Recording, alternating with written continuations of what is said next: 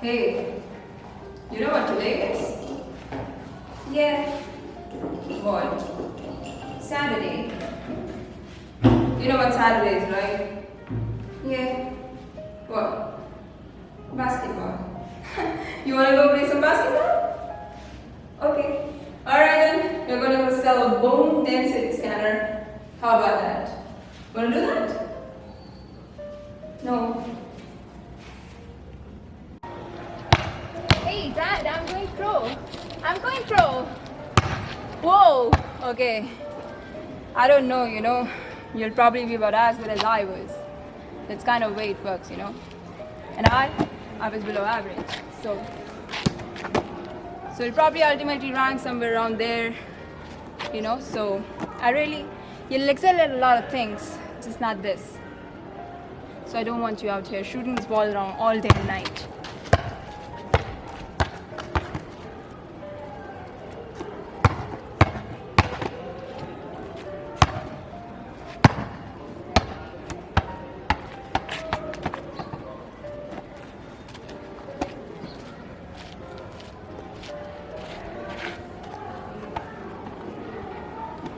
Hey, don't even let somebody tell you you can't do something. Not even me. Alright? Alright. You got a dream, you gotta protect it.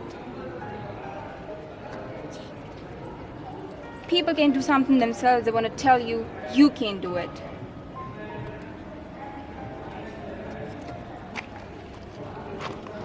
If you want something, go get it. Period. Let's go. Dad, why did we move to a motel? I told you, because I'm getting a better job. You gotta trust me, alright? I trust you. Dad, when's Mom coming back? Dad, when's Mom coming back? I don't know, Christopher. Dad, listen to this. One day, a man was drowning in the water, and a boat came by and said, "Do you need any help?" He said, "No, thank you. God will save me." Then the boat came by, said, "Do you need any help?" He said, "No, thank you. God will save me." Then he drowned and went to heaven. And he said, "God, why didn't you help me?" And he said, "I sent you 2 big boats, you dummy." You like it? Yeah, that's very funny, man. Give me your hand.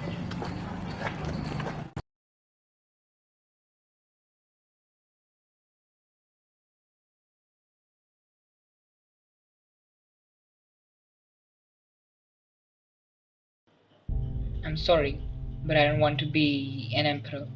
That's not my business. I don't want to rule or conquer anyone.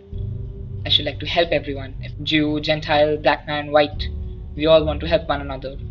Human beings are like that. We want to live by each other's happiness, not by each other's misery. We don't want to hate and despise one another. In this world there is room for everyone, and the good earth is rich and can provide for everyone. The way of life can be free and beautiful, but we have lost the way. Greed has poisoned men's souls, has barricaded the world with hate, has goose-stepped us into misery and bloodshed. We have developed speed, but we have shut ourselves in. Machinery that gives abundance has left us in want. Our knowledge has made us cynical, our cleverness hard and unkind. We think too much and feel too little. More than machinery, we need humanity. More than cleverness, we need kindness and gentleness. Without these qualities, life will be violent and all will be lost. The aeroplane and the radio have brought us closer together. The very nature of these inventions cries out for the goodness in men, cries out for universal brotherhood, for the unity of us all. Even now my voice is reaching millions throughout the world, millions of despairing men, women and little children, victims of a system that makes men torture and imprison innocent people. To those who can hear me, I say, do not despair. The misery that is now upon us is but the passing of greed, the bitterness of men who fear the way of human progress. The hate of men will pass, and dictators die, and the power they took from the people will return to the people. And so long as men die, liberty will never perish. Soldiers, don't give yourselves to brutes, men who despise you, enslave you, who regiment your lives, tell you what to do, what to think and what to feel, who drill you, diet you, treat you like cattle, use you as cannon fodder. Don't give yourselves to these unnatural men with machine minds and machine hearts. You are not machines, you are not cattle, you are men. You have the love of humanity in your hearts. You don't hate, only the unloved hate. The unloved and the unnatural. Soldiers, don't fight for slavery, fight for liberty. In the 17th chapter of St. Luke it is written, the kingdom of God is within man, not one man or group of men, but in all men. In you, the people have the power to create machines, the power to create happiness. You, the people, have the power to make this life free and beautiful, to make this life a wonderful adventure. Then in the name of democracy, let us use that power. Let us all unite. Let us fight for a new world, a decent world that will give men a chance to work, that will give youth a future and old age a security. By the promise of these things, brutes have risen to power, but they lie. They do not fulfill that promise. They never will. Dictators free themselves, but they enslave the people. Now let us fight to fulfill that promise. Let us fight to free the world, to do away with national barriers, to do away with greed, to do away with hate and intolerance. Let us fight for a world of reason, a world where science and progress will lead to all men's happiness. Soldiers, in the name of democracy, let us all unite.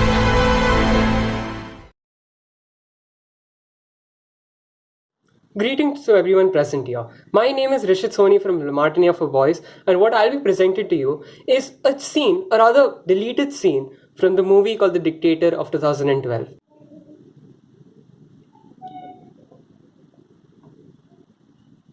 Supreme Leader! Nadal! We are just months away from refining weapons-grade uranium, and we're set to test the missile next week. It is too round on the top, it needs to be pointy. Round is not scary. Pointy is scary. This will put a smile on the faces of the enemies. They'll think it is a huge robot sponge flying towards them. No. Supreme Leader, the shape of the top of the missile has nothing to do with aerodynamics. It is about the payload delivery. No, it sticks on the ground and then kaboom. Supreme Leader, I think perhaps some of your information about bombs is coming from cartoons. Nonsense, they were research films, and in them the victims of the bomb would get very sooty faces, and then a see-through version of themselves started rising up towards heaven while playing a harp.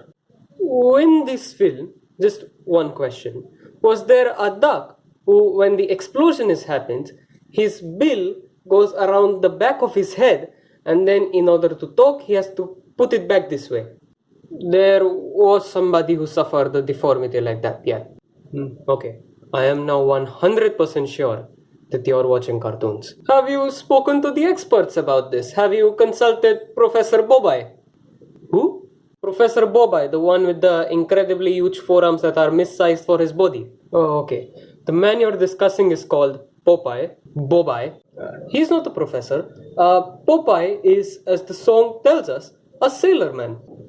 Indulge me. For 1 second, pretend that I'm an idiot. Okay, I'm there. And explain to me how this bomb will not land in Israel, but then literally bounce right back and blow up Wadia. Supreme Leader, let me explain this to you. You've lost me. This is the missile in Wadia. You push the button, boop. Israel.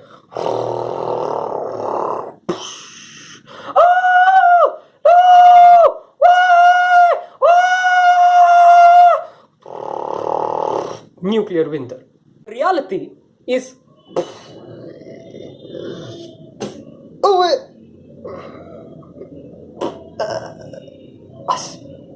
Believe me, sir, if I could make the device a little more pointy, I would, but I simply cannot. Okay, you know what? Let's just agree to disagree, my friend. Okay. What? Why? No! I hope all of you enjoy it, and thank you for giving me this opportunity.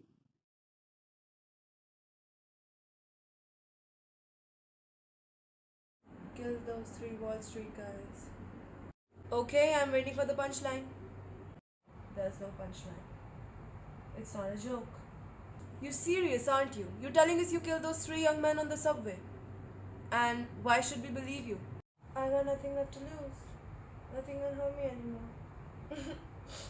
My life is nothing but a comedy. Let me get this straight. You think killing those guys was funny? I do, and I'm tired of pretending that it's not. Comedy is subjective, Marie. Isn't it what they say? All of you, the system that knows so much, you decide what's right or wrong. The same way you decide what's funny or not. Okay, I think I might understand that you did this to start a movement, to become a symbol. Come on, Marie. Do I look like the kind of clown that could start a movement? I killed those guys because they were awful. Everyone is awful these days. It's enough to make anyone crazy. Okay, so that's it. You're crazy. That's your defense for killing 3 young men? Nah.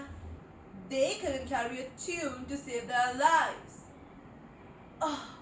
Why is everyone so upset about these guys? If it was me dying on the sidewalk, you'd walk right over me. I pass you every day and you don't notice me. But these guys? What, because Thomas Wayne went and cried about them on TV? Do you have a problem with Thomas Wayne? Yes, I do. Have you ever seen what it's like out there, Murray? Do you ever actually leave the studio? Everybody just yells and screams at each other. Nobody's civil anymore. Nobody thinks what it's like to be the other guy. Do you think men like Thomas Wayne ever think about what it's like to be someone like me? Somebody but themselves? They don't.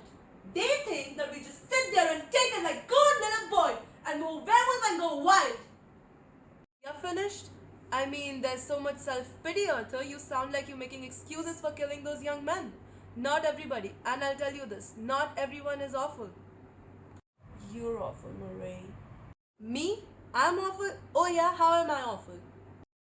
Playing my video, inviting me to this show. You just wanted to make fun of me. You're just like the rest of them. You don't know the first thing about me, pal. Look what happened because of what you did. What it led to. There are riots out there. 2 policemen are in critical conditions. And you're laughing. You're laughing. Someone was killed today because of what you did. I know. How about another joke, Murray? What do you get when you cross a mentally sick loner with a society that abandons him and treats him like trash?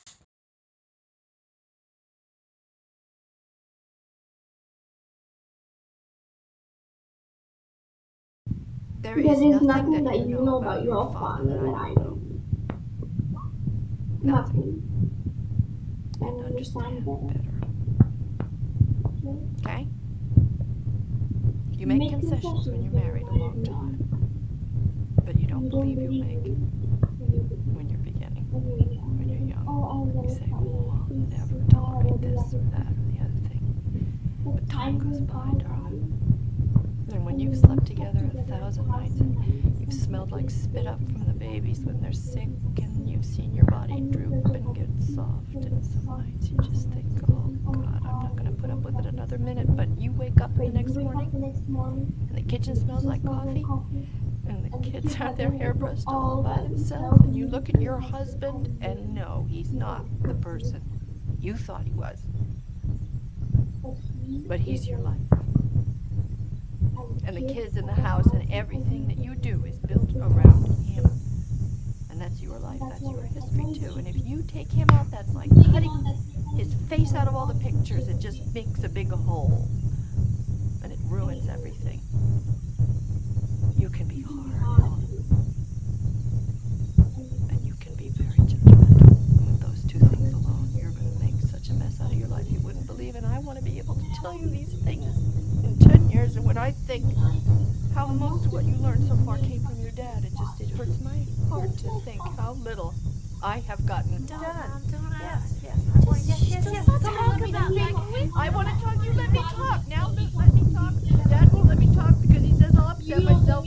And you won't let me talk. Oh, Mom, please don't talk. Brian's the only one who lets me talk. He's never here. I want to talk before I die. I do. I want to be able to say things. I want to say the stop you shushing me because what I say hurts you. I'm tired of being shushed. What do you want to say? I already said everything I want to say. Except I'm sad.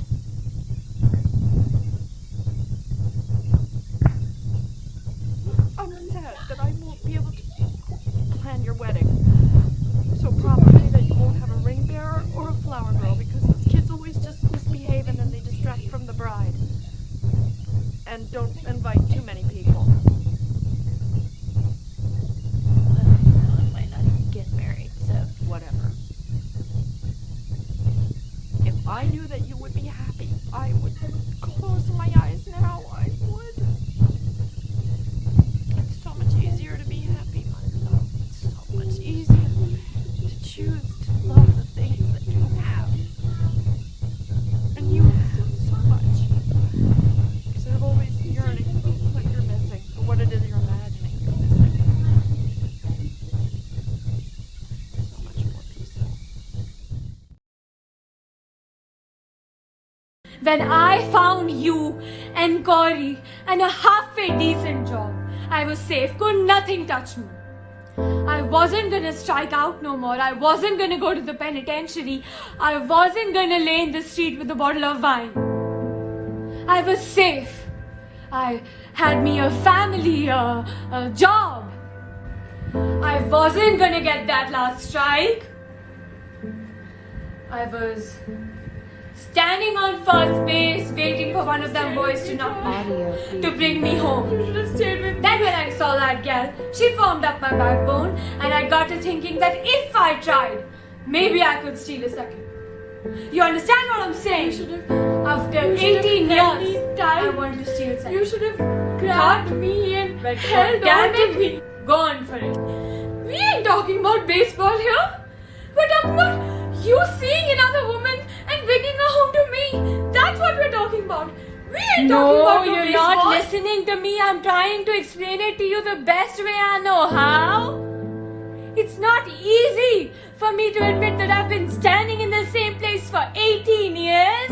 But I've been standing with you. I've been right here with you, Troy. I got a life too. I gave 18 years of my life to stand in the same spot as you. Don't you think I ever wanted other things? Don't you think I had dreams and hopes? What about my life? What about me? Don't you think it ever crossed my mind to want to know other men? That I wanted to lay up somewhere and forget about my responsibilities? That I wanted someone to make me laugh so I could feel good? You're not the only one who's got wants and needs. But I held on to you, Troy. I took all my feelings, my wants and needs and dreams, and I buried them inside you. I planted a seed and I watched and prayed over it. I planted myself inside you and waited to bloom. And it did take me 18 years to find out that the soil was hard and rocky and it wasn't never going to bloom. But I held on to you, Troy. I held you tighter. You was my husband. I owed you everything I had, every part of me I could find to give you. And upstairs in that room with the darkness falling in on me. What did you say to me? I take and don't give. Don't you tell that lie. What did you say to me? Mama! Alright. That's right too. You stay away from around me, boy. Don't you strike out. You've been living with a full count. Don't you strike out.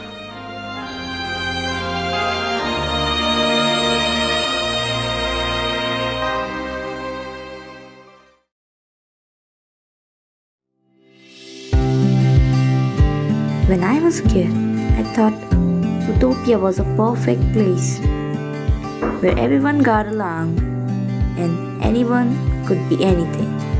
Turns out, real life is a little bit more complicated than a slogan on a bumper sticker. Real life is messy. We all have limitations. We all make mistakes. It means, hey, of glass full, we are a lot in common. But the more we try to understand one another, we're more exceptional. Each of us will be. But we have to cry. So no matter what type of animal you are, from the biggest elephant to our first fox, I implore you, cry. Cry to make the world a better place. Look inside yourself and recognize that the change starts with you. It starts with me. It starts with all of us.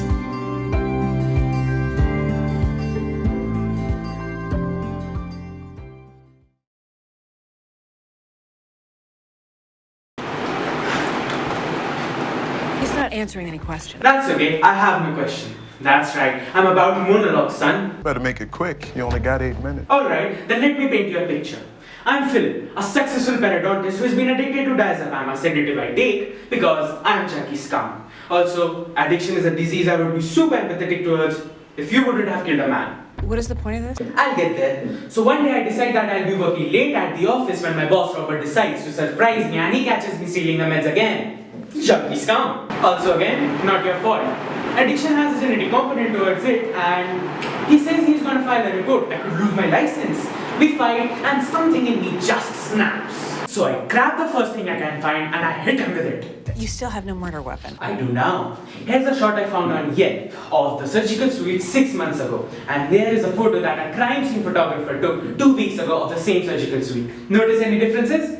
We're not answering that. That's alright, I can tell you myself. So in the Yelp shot, there are 6 of these heavy-looking glasses from the Brooklyn Periodontic Society, whereas in the shot taken by a crime photographer, there are only 5 those heavy glass walls. What happened to the 6th one? Murdered Robert with it. I did. You lost control and you bludgeoned him to death. There must have been blood everywhere, but you got lucky. You were in the surgical suite, it could have easily been sterilized and you would have never gotten away with the carpeted floor there. That's not what happened. Don't say anything more. Your office manager would have heard everything, but she was at her grandson's play. Lucky again. You're wrong. You put Robert's body in a wheelchair and shoved him in the elevator. It's a miracle there wasn't blood everywhere. That's not true. Now you are in a garage and you are panicked. You have left your phone in the office and your phone is not on you. You don't have your car keys, but Robert's are in his pocket. So you take his car, shove him in it, and you take off. No. You can't believe what you have done. No. Philip. You are flustered. You have no GPS. No. Philip. So you just start driving. The next thing you know, you are in Pine Barrens and you recall. And it hits you. Oh, your uncle's cabin. He has a place there and you're the luckiest son of a... It wasn't luck. Yes, it was luck. You got lucky at every turn. I knew exactly where I was driving. I left my phone in the office on purpose. I was in a surgical suite by design, and I didn't use some glass award that any idiot would clearly see was missing. I made a rod out of a special dental polymer, killed him with it, then melted it back down. It's already in the patient's mouth, son!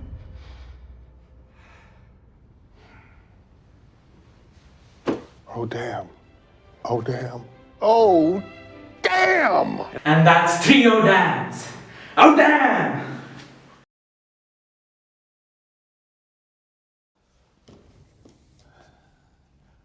Harvey Dent never made it home. Of course not. What have you done with him? Me? I was right here. Who did you leave him with? Your people? Assuming, of course, they are still your people and not Maroney's. Does it depress you, Commissioner, to know just how alone you really are? Does it make you feel responsible for Harvey Dent's current predicament? Where is he? What's the time? What difference does that make? Well, depending on the time, he could be one spot or several.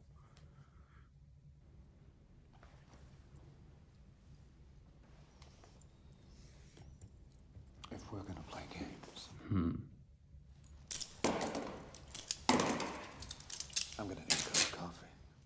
Ah, the good cop, bad cop routine. Not exactly.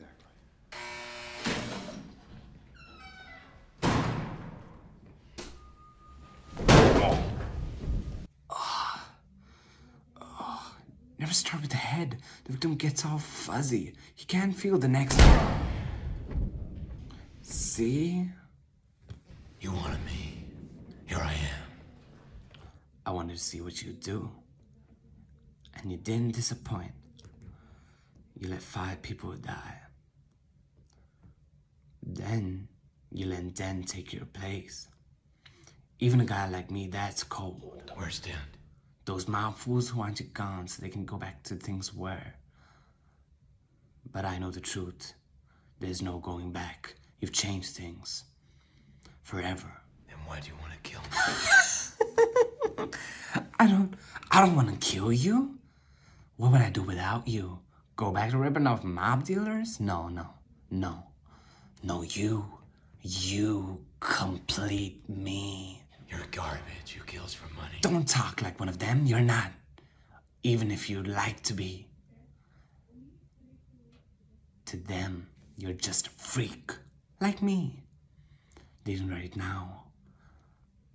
But when they don't, they'll cast you right out.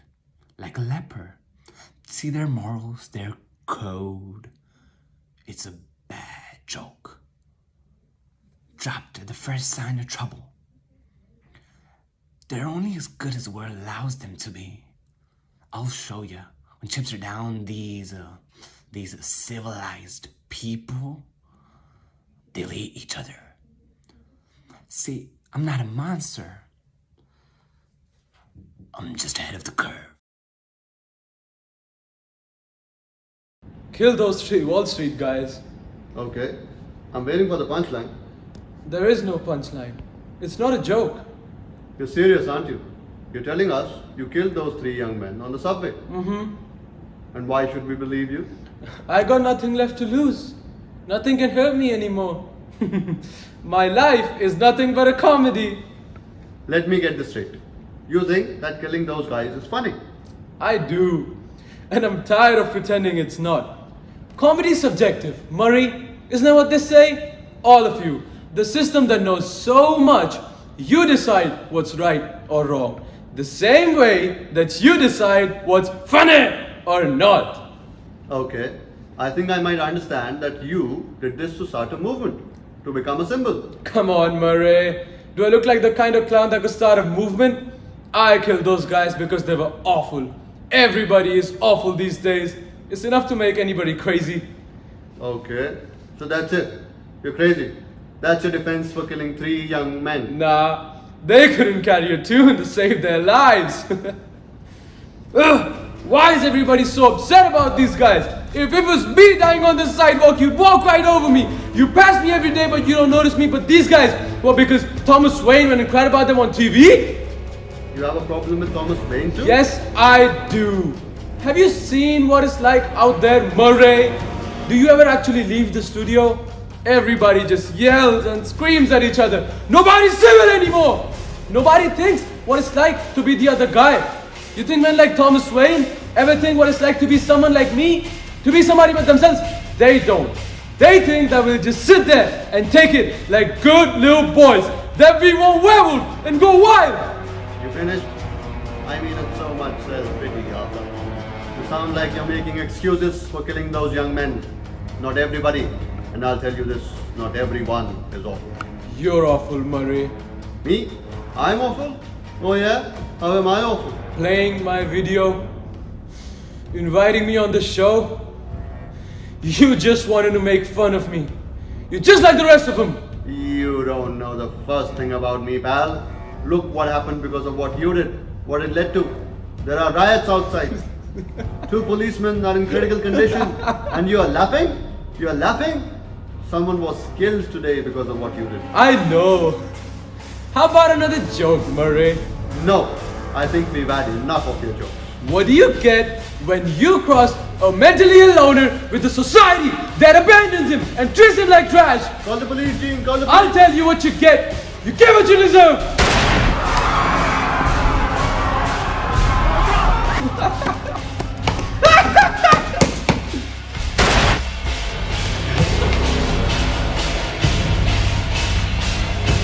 Good night, folks, and always remember, that's life.